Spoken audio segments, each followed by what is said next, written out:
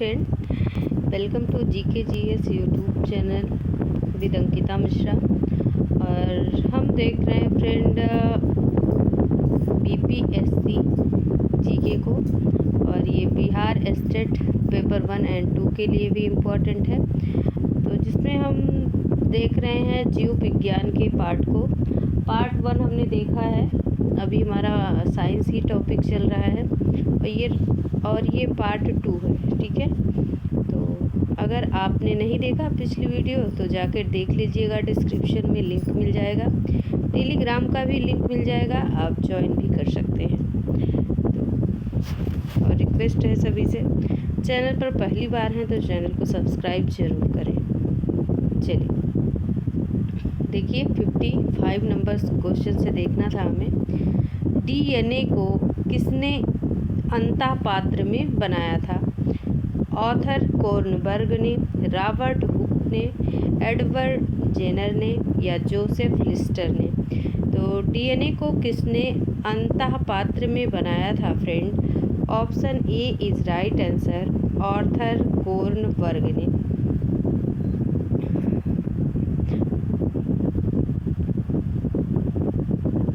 Next है, Parkinson's बीमारी के उपचार के विकास के लिए किसको नोबेल पुरस्कार दिया गया? तो आर्विड कार्लसन को, जॉन F एंडर्स को या रॉबर्ट V लफलिन को, वाल्टर कोहन को? तो option A is right answer, Arvid Carlsson को। ठीक है, किस बीमारी के लिए? पार्किंसन की बीमारी के लिए। ये फिजियोलॉजिस्ट थे फ्रेंड। आगे चलते हैं। कौन सा दिन डायबिटीज दिवस के रूप में मनाया जाता है? 14 फरवरी, 14 मई, 14 सितंबर या फिर 14 नवंबर? तो कौन सा दिन है friend? Option D is right answer, 14 नवंबर। और 14 नवंबर को क्या मनाया जाता है, इसको भी आप कमेंट करेंगे।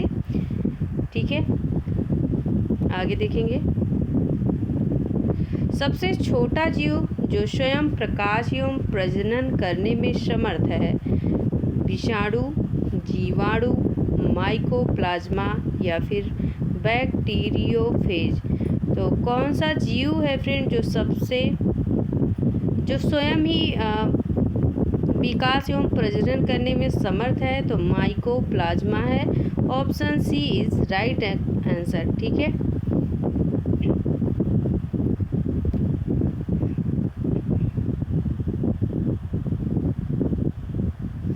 तो माइकोप्लाज्मा सबसे छोटा जीव है और जो स्वयं विकास एवं प्रजनन करने में समर्थ होता है। 59 नंबर क्वेश्चन देखिए। निम्नलिखित में से किसकी कोशिका में कोई एंजाइम नहीं होता? लाइकेन, विषाणु, जीवाणु, शैवाल? तो किसकी कोशिका में कोई एंजाइम नहीं होता friend? Option B is right answer, virus में यानी विषाणु में। और वायरस अगर पूछा जाए आपसे किस भाषा का शब्द है, किस लैंग्वेज का शब्द है, तो फ्रेंड ये लैटिन शब्द है, लैटिन भाषा का शब्द है वायरस। ठीक है, जिसका शाब्दिक अर्थ है विष अथवा अणु। ठीक है, तो विष और अणु प्लस अगर संधि करेंगे मिलकर बनेगा विषाणु। ठीक है, ये अकोशिकीय अति सूक्ष्म जीव है। अकोशिकीय मतलब कोशिका में नहीं है इसका निवास। ठीक है, जो केवल जीवित कोशिका में ही वंश वृद्धि कर सकते हैं। रासायनिक दृष्टि से प्रोटीन आवरण से घिरे न्यूक्लिक एसिड के खंड हैं। विषाणु कोशिकाओं के बाहर ना तो कोई जैव प्रक्रिया कर सकता है और ना ही इनका द्विगुणन कर सकता है। नेक्स्ट देखेंगे। Bill and Melinda Gates foundation द्वारा स्थापित भारत के लिए कार्यक्रम किसके प्रतिरोध में कार्यरत है? ठीक है, आह्वान पढ़ सकते हैं आप इसको। तो option C is right answer, HIV या शॉर्ट फॉर्म है इसका एड्स का। ठीक है, तो बिल तथा मेलिंडा गेट्स फाउंडेशन द्वारा स्थापित भारत के लिए कार्यक्रम आह्वान किसके प्रतिरोध के लिए कार्यरत है? HIV। और ये 2011 का क्वेश्चन है। नेक्स्ट देखिए, सर्वप्रथम मानव हृदय प्रत्यारोपण हुआ था अमेरिका में, इंग्लैंड में, दक्षिण अफ्रीका में या फिर फ्रांस में? तो सर्वप्रथम मानव हृदय प्रत्यारोपण हुआ था कहाँ पे? दक्षिण अफ्रीका में। Option C is right answer. तो डॉक्टर क्रिश्चियन बर्नार्ड दक्षिण अफ्रीका के एक सर्जन थे जिन्हें सर्वप्रथम मानव हृदय का पहला सफलतापूर्ण प्रतिस्थापन किया था, मतलब ट्रांसप्लांटेशन। ठीक है, ट्रांसप्लेशन प्रत्यारोपण, मतलब एक मानव के हृदय को दूसरे के शरीर में ट्रांसफ़र करना। ट्रांसप्लांटेशन क्या कहते हैं इसको? ट्रांसप्लांटेशन। ठीक है, ट्रांसप्लांटेशन। ओके, देखिए इंग्लिश सब्जेक्ट नहीं है तो थोड़ा सा उच्चारण में दिक्कत लगती है। आगे देखिए, जीवाणु की खोज किसने की थी? फ्लेमिंग ने, लेम्बल, टेमिन या फिर लीवेनहुक ने? तो जीवाणु की खोज किसने की थी? लीवेनहुक ने। Option D is right answer. बहुत ही इम्पॉर्टेंट क्वेश्चन है। अगर आप लूसेंट की बुक देखेंगे जीके की, तो ये सारे आपको वन लाइनर वे में मिल जाएंगे। और इस बुक को कंप्लीट करने के बाद हम वन लाइनर सीरीज़ लेकर आएंगे आपके लिए फ्रेंड। तो आप सपोर्ट कीजिए, लाइक शेयर कीजिए और चैनल को सब्सक्राइब कीजिए, तो हमें भी थोड़ा सा मोटिवेशन मिलेगा, मोटिवेट होंगे हम और जल्दी कंप्लीट करेंगे बुक को। एंटोनी वैन लीवेनहुक को सूक्ष्म जीव विज्ञान का जनक के रूप में जाना जाता है। इन्होंने 1676 में अपने ही बनाए गए एकल लेंस सूक्ष्मदर्शी यंत्र से जीवाणुओं की क्या की है? पहचान की है। नेक्स्ट देखेंगे, देखिए आप लोग कहते हैं बहुत जल्दी चलते हैं, तो बहुत जल्दी चलते हैं इसीलिए हम स्लो चल रहे हैं। नेक्स्ट क्वेश्चन है फ्रेंड 63 नंबर का। बायोडिग्रेडेबल अपशिष्ट को आमतौर पर जिसकी मदद से उपयोगी पदार्थ में बदला जा सकता है वह है बैक्टीरिया, वायरस, प्रोटीन या रेडियोधर्मी पदार्थ। तो किस अपशिष्ट की मदद से बदला जा सकता है friend? Bacteria. Option A is right answer. Next देखिए, कणीय तत्व क्या हैं? ठोस अपशिष्ट हैं, वायु प्रदूषक हैं, जल प्रदूषक हैं या फिर मृदा प्रदूषक हैं? तो कणीय तत्व क्या है friend? Option B is right answer, मतलब वायु के द्वारा जो छोटे छोटे कण आ जाते हैं, जम्स आ जाते हैं, तो option B is right answer, वायु प्रदूषक हैं। ठीक है, नेक्स्ट देखिए, संवहनी पौधों में पानी ऊपर किससे जाता है? फ्लोएम टिश्यू या पैरेन्काइमा टिश्यू, मेरिस्टेम या जाइलम टिश्यू? तो option D is right answer, xylem tissue. Next है फ्रेंड, सेल्सियस स्केल पर मानव शरीर का सामान्य तापमान होगा 31 degree Celsius, 98 degree Celsius, 36.9 degree Celsius, 31.5 degree Celsius? तो option C is right answer, 36.9 degree या 9 डिग्री सेल्सियस। ठीक है, सेल्सियस स्केल पर मानव शरीर का तापमान पूछा गया है। ठीक है, और फ़ारेनहाइट में अगर पूछा जाए सेल्सियस स्केल पे कितना होगा, तो 36 98.9 डिग्री सेल्सियस। अगर फ़ारेनहाइट में उसका मान पूछा जाए तो फ्रेंड 98.4 डिग्री फ़ारेनहाइट, ठीक है, लगभग 98.6 डिग्री फ़ारेनहाइट होता है। और बहुत अच्छा क्वेश्चन है, बहुत बहुत बहुत पूछा गया, जितना बार कह दें कम ही रहेगा। तो सर्वदाता वर्ग के रक्तदाता का रक्त ग्रुप होता है, इम्पॉर्टेंट है। सर्वदाता का मतलब जो सबको दे सकता है अपना ब्लड। तो ऑप्शन ए का ए है, बी का ए बी, सी का ओ या फिर डी का बी। तो option C is right answer, O वर्ग के रक्त को क्या कहते हैं? सर्वदाता। आगे देखेंगे।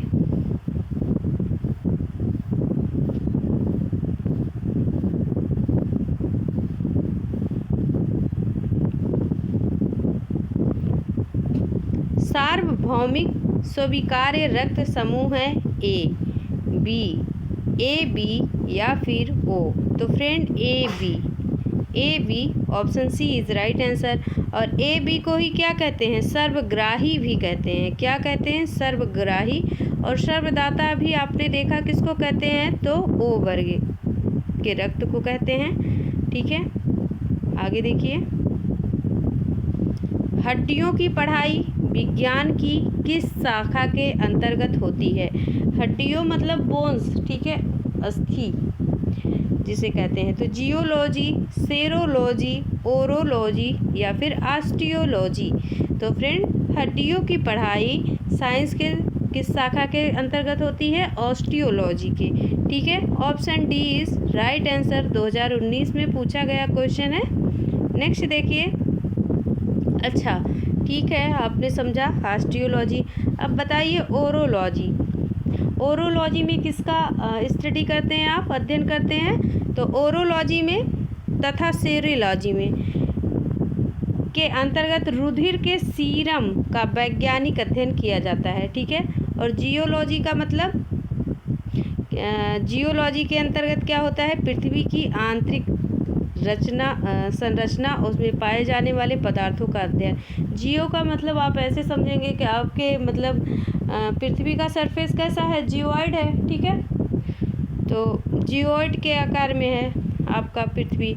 तो फिर जियोलॉजी के अंतर्गत किसका अध्ययन? पृथ्वी की आंतरिक संरचना, उसमें पाए जाने वाले पदार्थों का अध्ययन किया जाता है। और ऑस्टियोलॉजी में हड्डियों से संबंधित, और ओरो और सेरोलॉजी में रुधिर के सीरम के वैज्ञानिक का अध्ययन किया जाता है। याद रखेंगे, बहुत ही बेस्ट और मस्ट क्वेश्चन है, ठीक है। आगे देखिए, कशेरुक रज्जु में कितनी जोड़ी तंत्रिकाएं निकलती हैं? 13, 31, 33 या फिर 12। तो कशेरुक रज्जु में कितनी जोड़ी तंत्रिकाएं निकलती हैं? Option B is right answer, option B is right answer, ठीक है, 31।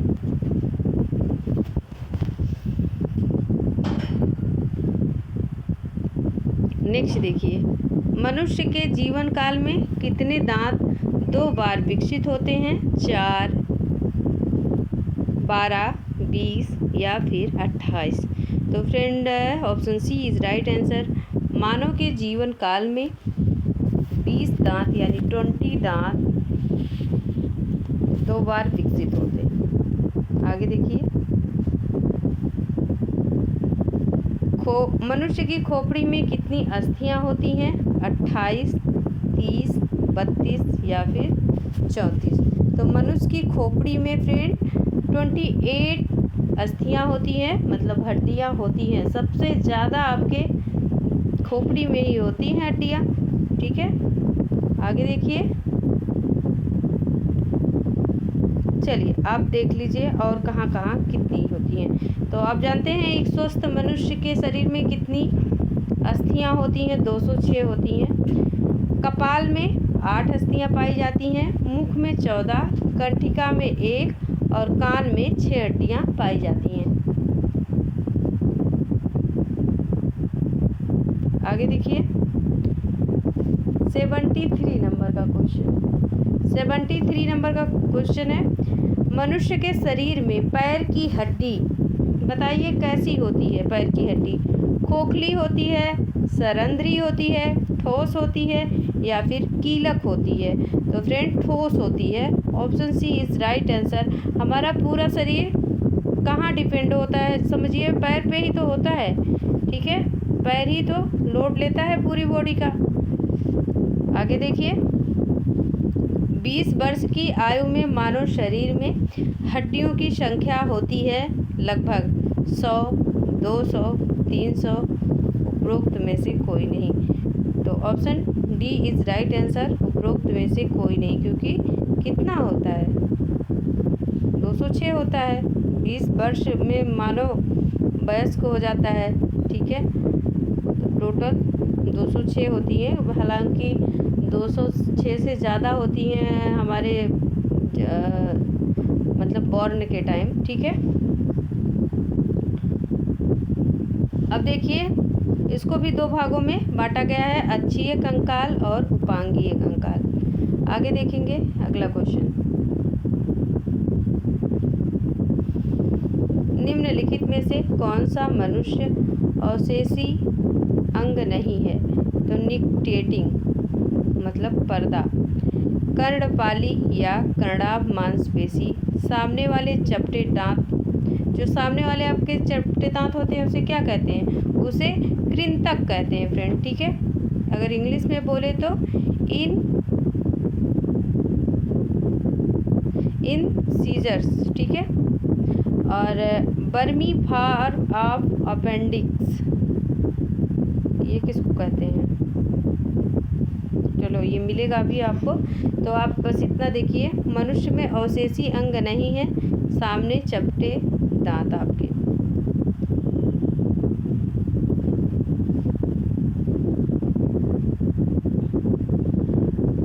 जैविक सिस्टम में रासायनिक क्रिया की प्रक्रिया को तेज करने में उत्तरदायी पदार्थ है बैक्टीरिया, डीएनए, एंजाइम, इंसुलिन। तो option C is right answer, enzyme है।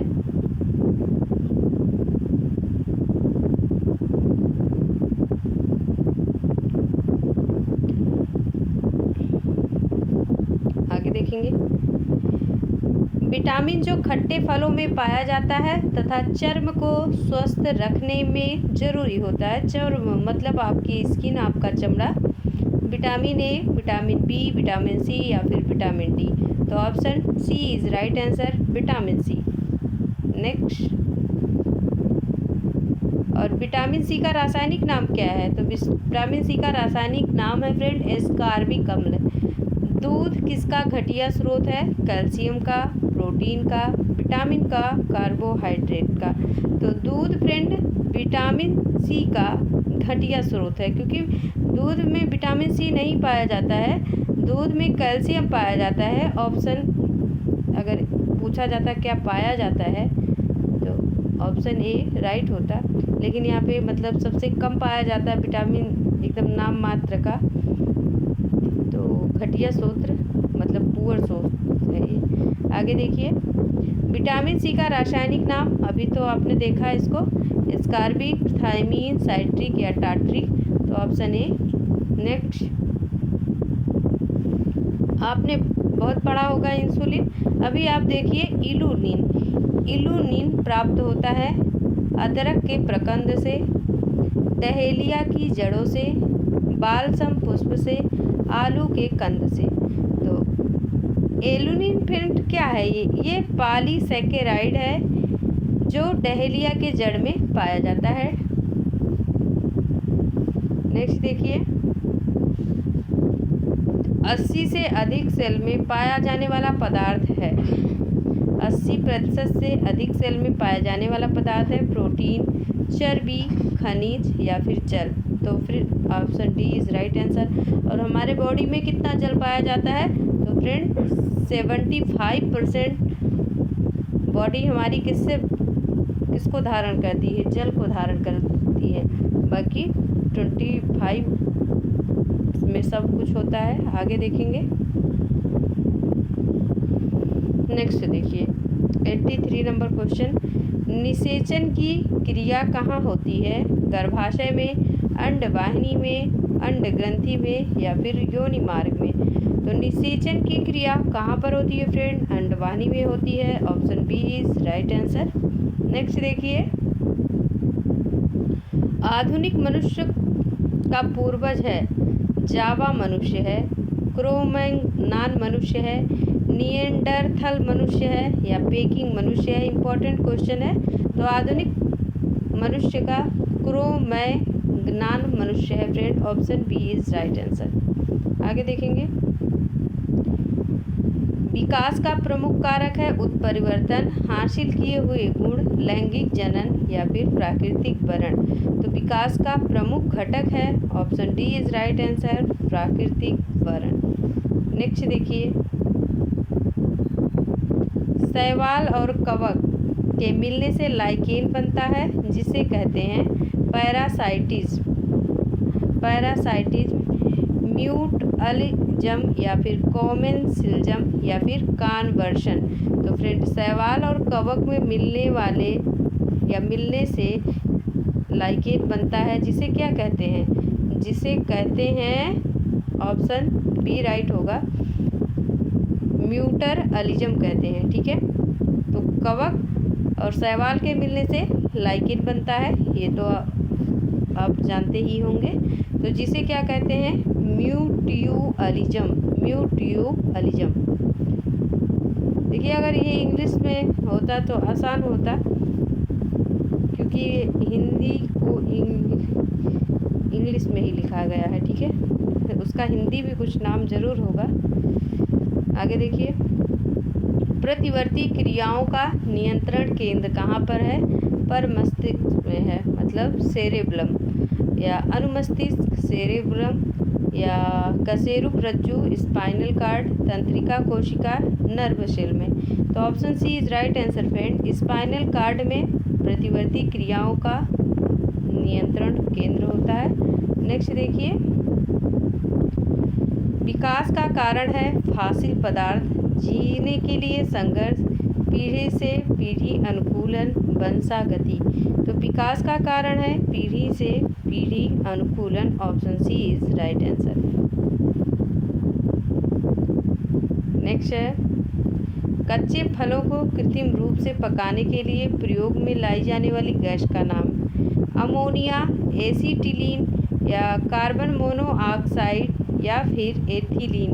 तो फ्रेंड, बी और डी दोनों है, क्योंकि एथिलीन और एसीटिलीन ये दोनों ही उपयोगी हैं। आगे देखिए, माँ पौधे की भांति पौधा मिलता है।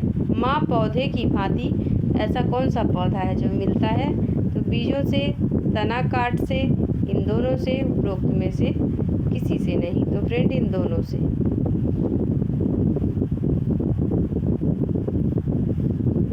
प्रश्न नहीं, ये मजाक प्रश्न है। माँ पौधों की भांति पौधा बीज और तना दोनों से मिलता है। ठीक है, आगे देखिए, पानी मिट्टी के से जड़ों में जिस भौतिक क्रिया द्वारा गुजरता है उसे कहा जाता है विसरण, वाष्पोत्सर्जन, अवशोषण, परासरण। तो पानी मिट्टी के जड़ों में जिस भौतिक प्रक्रिया द्वारा गुजरता है उसे कहा जाता है फ्रेंड परासरण। Option D is right answer. Next देखिए, जल से बाहर निकाले जाने पर मछलियां मर जाती हैं, क्योंकि उन्हें ऑक्सीजन अधिक मात्रा में प्राप्त होती है, उनका शारीरिक ताप बढ़ जाता है, वे सांस नहीं ले पाती हैं, वे जल में नहीं चल पाती हैं। तो फ्रेंड, वे सांस नहीं ले पाती हैं। ऑप्शन सी। नेक्स्ट देखिए, जहाँ जीव रहता है उस सटीक जगह को कहते हैं आवास, परितंत्र, निकेत, बायोम। तो फ्रेंड, उसे आवास कहते हैं।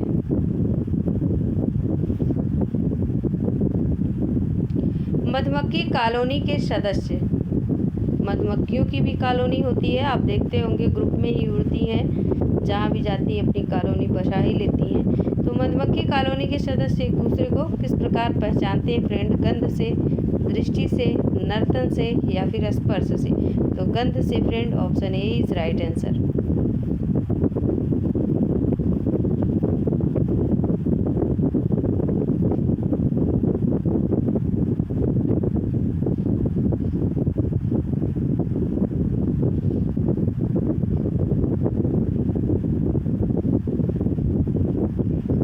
75 नंबर का क्वेश्चन है, मायोग्लोबिन में कौन सी धातु होती है? तांबा, चांदी, सोना, लोहा। तो option D is right answer, लोहा। मायोग्लोबिन में लोहा। नेक्स्ट, मनुष्य के शरीर में खून के शुद्धिकरण की प्रक्रिया को कहते हैं डायलिसिस, हीमोलाइसिस, मैकेनिकल ऊर्जा या फिर paralysis. Option A is right answer, dialysis. मनुष्य के शरीर में खून के शुद्धिकरण की प्रक्रिया को कहते हैं डायलिसिस। नेक्स्ट, निम्न में किसकी कमी से मधुमेह होता है? मतलब डायबिटीज होता है। और अभी आपने देखा डायबिटीज दिवस कब मनाया जाता है? 14 नवंबर को। ठीक है, तो बताइए, ग्लाइसिन, हीमोग्लोबिन, हिस्टामिन या फिर इंसुलिन। तो किसकी कमी से होता है? इंसुलिन की कमी से होता है।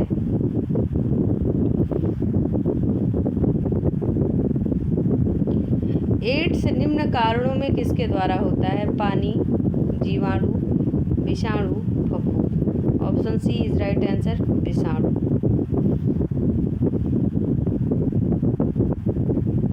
HIV द्वारा होने वाला रोग है क्षय रोग, आंत्रशोथ, cancer, AIDS. Option D is right answer, AIDS. और एड्स का मान लो फुल फॉर्म में पूछा गया तो क्या है?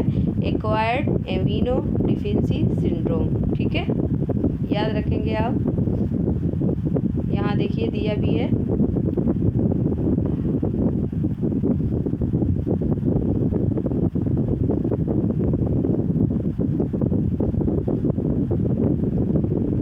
ये देखिए, एड्स का हो गया A for acquired, I for immune, D for deficiency, S for syndrome.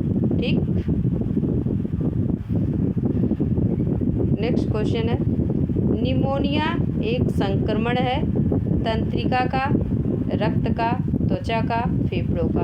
तो निमोनिया एक संक्रमण है फ्रेंड। आप जानते होंगे निमोनिया जिसको या जिस बच्चे को हो जाता है या मनुष्य को भी होता है भाई, तो उसमें क्या कहाँ ज़्यादा ये संक्रमण कहाँ पर होता है? फेफड़े में होता है, सांस लेने में भी दिक्कत होती है friend. Option D is right answer.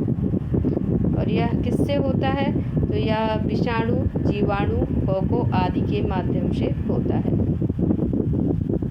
Next देखिए, स्त्रियों की तुलना में पुरुष अधिक वर्णांधता से पीड़ित हो सकते हैं क्योंकि वे अधिक मानसिक तनाव से गुजरते हैं। देखिए, कहने का इसका क्या मतलब है कि स्त्री जो है, स्त्रियों से ज़्यादा पुरुष जो है क्या होते हैं? वर्णांध होते हैं, अंधे होते हैं, अंधेपन के शिकार होते हैं। तो क्या उनमें मानसिक तनाव ज़्यादा रहता है? वे अधिक देर घर से बाहर रहते हैं, उनमें केवल एक्स क्रोमोसोम होता है या उनमें साधारणतः चर्बी कम होती है? तो ऐसा कुछ भी नहीं होता फ्रेंड। चर्बी तो जितना आप चाहे महिला हो चाहे पुरुष हो, स्त्री हो पुरुष हो, जितना खाएंगे उतनी ही रहेगी, है ना। अधिक देर से बाहर रहने के कारण आजकल तो सभी बाहर रह रहे हैं। मानसिक तनाव ज़्यादातर किस में होता है फ्रेंड? स्त्रियों में ही होता है। तो ये भी स्टेटमेंट सही नहीं है। तो सही क्या है? उनमें केवल एक्स क्रोमोसोम होता है जिनके कारण ज़्यादातर देखे जाते हैं इस रोग से ग्रस्त। नेक्स्ट देखिए, एस्पिरिन कहाँ से मिलती है? पेट्रोलियम से, पृथ्वी से, एक पेड़ से, एसिडों की रासायनिक अपक्रिया से। तो एस्पिरिन फ्रेंड जैसे आपका पैरासीटामोल होता है, उसे एस्पिरिन, डिस्प्रिन, ये सारी एंटीबायोटिक दवाएं होती हैं, मेडिसिन, जो कि कहाँ पे काम आती हैं आपके? तो ये जैसे फीवर में काम देती हैं, आपके दर्द निवारक के लिए हैं। तो एस्पिरिन कहाँ से मिलती है? एक पेड़ से मिलती है friend. Option C is right answer. और किस पेड़ से मिलती है? तो इन दवाओं को बिलों की छाल से प्राप्त किया जाता है। चलिए, बिलों की बात हुई है तो बताइए, बिलों की छाल से तो आप देख रहे हैं कि एस्पिरिन दवाई बनाई जाती है, लेकिन बिलों से और क्या चीज़ होता है? तो बिलों से फ्रेंड ये जो आप बॉल खेलते हैं बॉल खेलने वाले जो बैट्स होते हैं उनको भी बनाया जाता है विलो नाम की लकड़ी से। ठीक है, आगे चलते हैं अगले क्वेश्चन पर।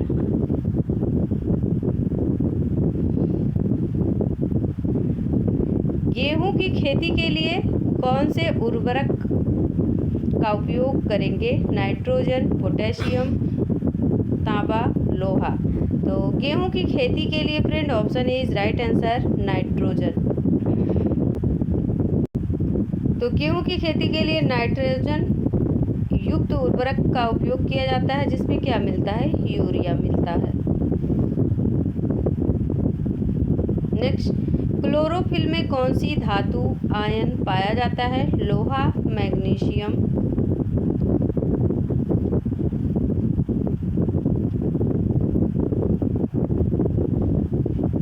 जस्ता या फिर कोबाल्ट। तो फ्रेंड लोहा, मैग्नीशियम, लोहा नहीं पाया जाता, फिर क्या पाया जाता है? क्लोरोफिल में मैग्नीशियम आयन पाया जाता है। और क्लोरोफिल के कारण क्या होती? पत्तियां हरी भरी रहती हैं आपकी। ठीक है,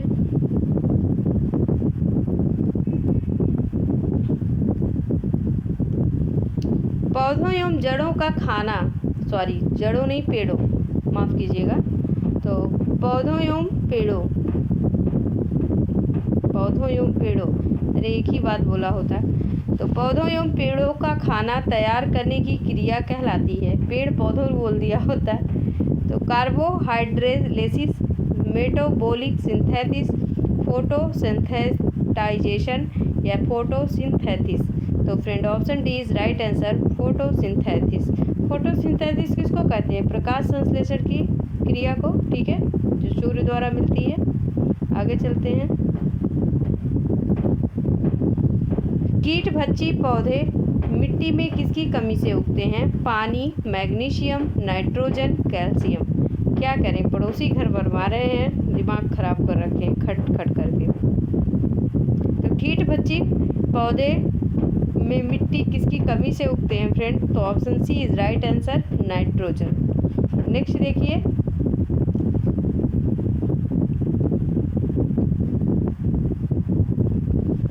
जीवन चक्र की दृष्टि से पौधे का सबसे महत्वपूर्ण अंग है? पुष्प है, पत्ती है, तना है या फिर जड़ है? तो जीवन चक्र की दृष्टि से पौधे का सबसे महत्वपूर्ण अंग है, option A is right answer, पुष्प है। नेक्स्ट देखिए,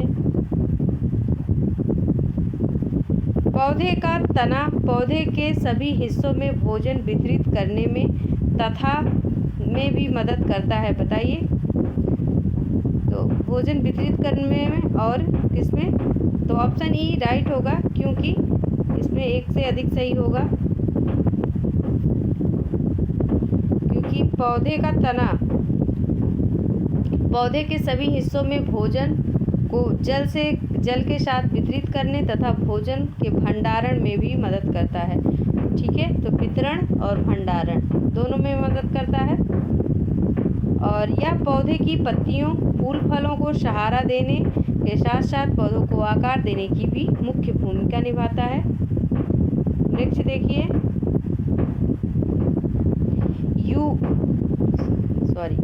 तो सबसे लंबा जीवित वृक्ष है यूकेलिप्टस, सिकोआ, देवदार, परणांग। तो option B is right answer, sequoia. तो सबसे बड़ा वृक्ष है आपका रेडवुड, जिसको कहते हैं सिकोआ सेम्परवीरेंस या सिकोआ ही कहते हैं, जिसकी ऊंचाई 115 मीटर से अधिक होती है। सबसे छोटा जो होता है फ्रेंड एंजियोस्पर्म वुल्फिया का पेड़ होता है। ठीक है, नेक्स्ट देखिए, एस्पिरिन है, प्रतिजैविकी है, एंटीपायरेटिक है, शामक है या उपरोक्त में से कोई नहीं? तो option B is right answer, antipyretic है। नेक्स्ट देखिए, किस वनस्पति खाद्य में अधिकतम प्रोटीन होता है? चना, मटर, सोयाबीन या फिर अरहर? तो फ्रेंड किस वनस्पति खाद्य में सबसे अधिक प्रोटीन होता है? Option C is right answer, soybean में। जितना आप मांस वगैरह खा के प्रोटीन इकट्ठा करते हैं, सोयाबीन अकेला ऐसा प्रोटीन है, ठीक है, में सबसे ज़्यादा प्रोटीन होता है। नेक्स्ट देखिए, तना काठ आमतौर से किसके प्रवर्धन के लिए प्रयोग किया जाता है? केला, गन्ना, आम, कपास। तो option B is right answer, गन्ना।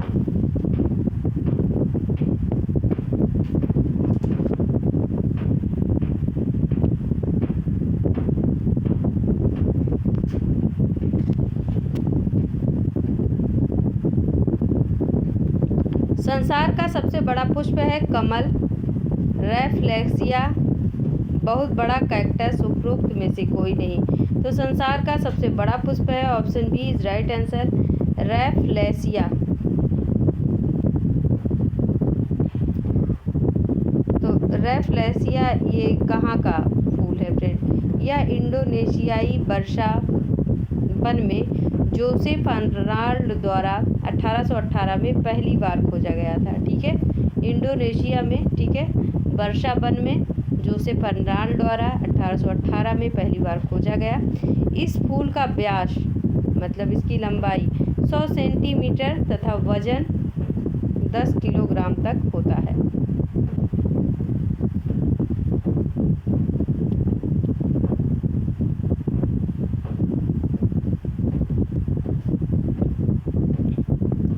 अगला क्वेश्चन है फ्रेंड, हरगोविंद खुराना को किस आविष्कार के लिए सम्मानित किया गया था?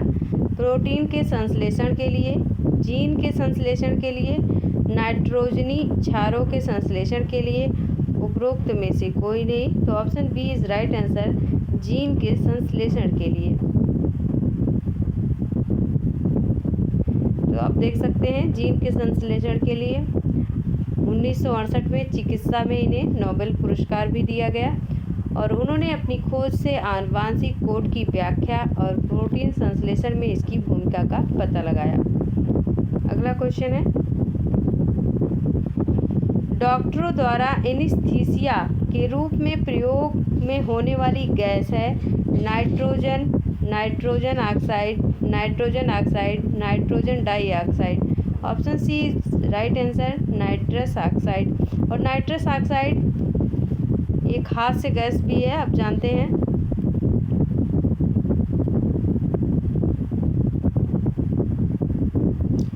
आर्कियोप्टेरिक्स है जुरासिक युग की सर्व पुरातन पक्षी, जुरासिक काल की सरीसृप, ट्राइएसिक काल का सरीसृप, ट्राइएसिक तथा जुरासिक दोनों काल का सरीसृप है। तो option A is right answer है, जुरासिक युग का सर्व पुरातन एक पक्षी है। नेक्स्ट देखिए, डॉल्फिन वर्गित किए जाते हैं मत्स्य में, उभयचर में, सरीसृप में या फिर स्तनी में। तो डॉल्फिन फ्रेंड वर्गीकृत किए जाते हैं, option D is right answer, स्तनी में। स्तनी का मतलब क्या है कि स्तनपायी जलीय जंतु, जिनको मतलब स्तनपायी होते हैं, ठीक है, दूध पिलाने वाले जो जंतु होते हैं। तो डॉल्फिन की अनेक उपजातियां पाई जाती हैं और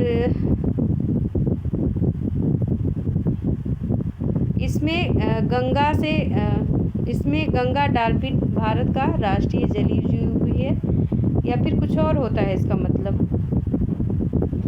अगर कुछ और होता होगा तो आप कमेंट कीजिएगा, क्योंकि मुझे भी बहुत ज़्यादा स्पष्ट नहीं है। नेक्स्ट देखिए, प्रति वर्ष 5 लाख भारतीय एक रोग से मरते हैं, इसकी पहचान करें। तो एन्सेफेलाइटिस, एड्स, कैंसर, क्षय रोग। तो आप इस प्रश्न को देखते क्या लगा देंगे, कैंसर, जबकि है फ्रेंड ऑप्शन डी क्षय रोग, ठीक है, ऑप्शन डी। नेक्स्ट देखिए,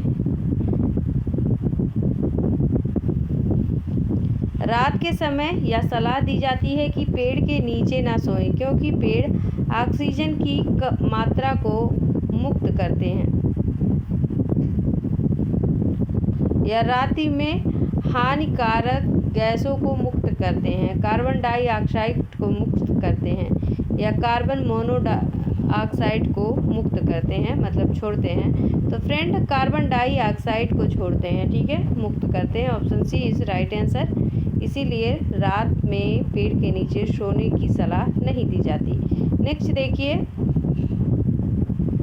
निम्न में सबसे मीठी चीनी है फ्रुक्टोज, ग्लूकोज, माल्टोज, सुक्रोज। तो निम्न में सबसे मीठी चीनी है फ्रेंड ऑप्शन ए फ्रुक्टोज है। नेक्स्ट,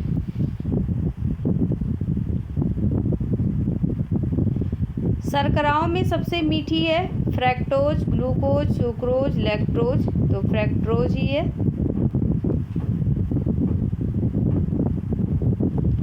कड़वाहट के लिए मानव जीभ का संवेदनशील क्षेत्र है नोक, मध्य भाग, पीछे का भाग या फिर किनारा। तो कड़वाहट के लिए मतलब ऐसा जीभ का कौन सा भाग है जहाँ पे ज़्यादा कड़वापन महसूस होता है आपको? तो फ्रेंड ऑप्शन सी पीछे का भाग। देखिए ये भी इम्पोर्टेंट है, और हम आर ओ का सॉल्व कर रहे थे प्रीवियस ईयर क्वेश्चन, तब ये क्वेश्चन हमको मिला था, पूछा गया था आर ओ परीक्षा में। तो मानव जीभ का अग्रभाग जो है फ्रेंड किस टेस्ट के लिए होता है?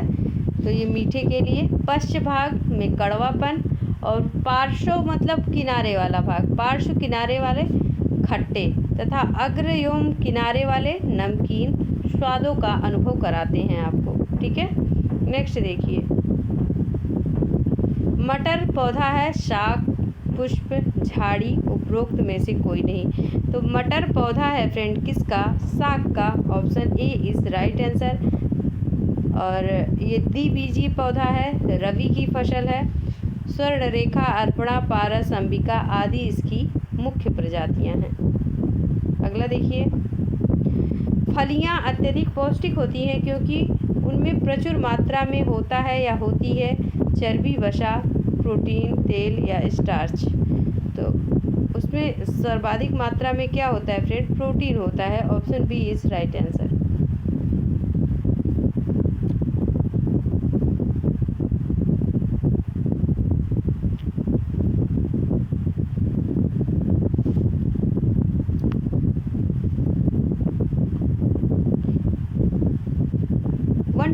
देखिए, थायराइड ग्रंथि थायरॉक्सिन स्रावित करने के लिए उत्तेजित करने वाला अंतःस्रावी हार्मोन कौन सा है? तो TSH है, FSH है, LTH है या ACTH है। तो option A is right answer, TSH है। नेक्स्ट देखिए, थायराइड ग्रंथि की खराबी किसकी कमी के कारण होती है? विटामिन ए, कैल्शियम, आयोडीन या फिर लोहा। तो थायराइड ग्रंथि की खराबी किसकी कमी के कारण होती है फ्रेंड? आयोडीन की। Option C is right answer. और आयोडीन की कमी से कौन सा रोग होता है फ्रेंड? तो घेगा। ठीक है, घेगा नामक रोग होता है। जब हम बकरी या भेड़ का मांस खाते हैं तब हम प्राथमिक उपभोक्ता हैं, द्वितीयक उपभोक्ता हैं, तृतीयक हैं या उपरोक्त में से कोई नहीं है? तब हम द्वितीयक उपभोक्ता हैं friend. Option B is right answer.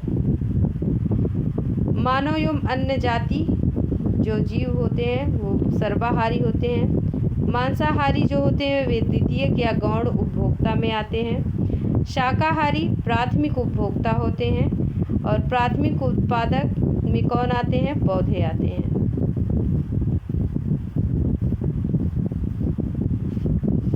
तो अब है फ्रेंड हमारा सामान्य गणित एवं तर्क शक्ति परीक्षण।